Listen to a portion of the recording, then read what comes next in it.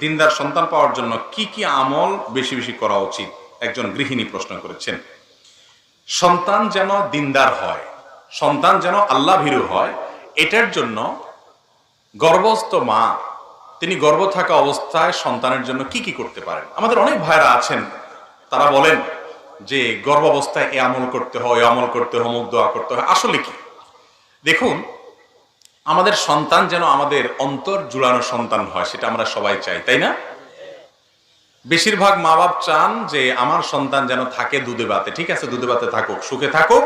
এর চাইতে বড় চাওয়া উচিত আমার সন্তান থাকুক মানুষের মতো মানুষ হয়ে, আল্লাহর খাঁটি গোলাম হয়ে, আল্লাহর সাথে পরিচিত হয়ে, কারণ তাতে তার আখিরাতও ঠিক থাকবে, দুনিয়াও ঠিক থাকবে।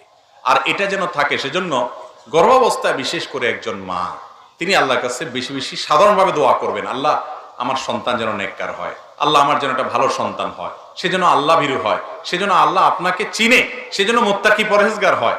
বিশেষ করে কিছু দোয়া কোরআন হাদিসে শেখানো আছে, সেগুলো বলতে পারেন।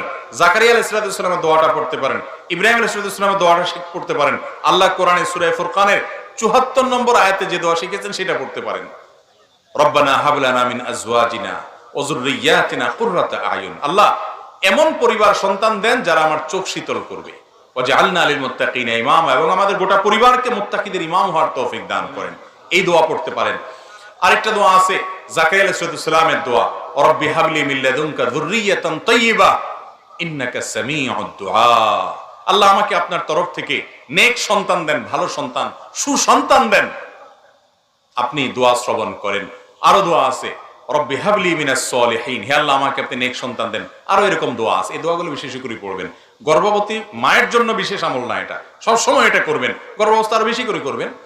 আর এর পাশাপাশি দোয়া কবুলের সময়গুলো, যেমন ভোর রাত, ৫ ওয়াক্ত নামাজের পর, নামাজের শেষ বৈঠক, এরকম কিছু টাইম আছে দোয়া কবুলের সময়। বৃষ্টির সময় দোয়া কবুল হয়, তারপর মুরগির ডাকের সময় দোয়া কবুল হয়, আজানে কামতের মাঝখানে দোয়া কবুল হয়। দোয়া কবুলের যে জায়গা, শুক্রবারে দোয়া কবুল হয়।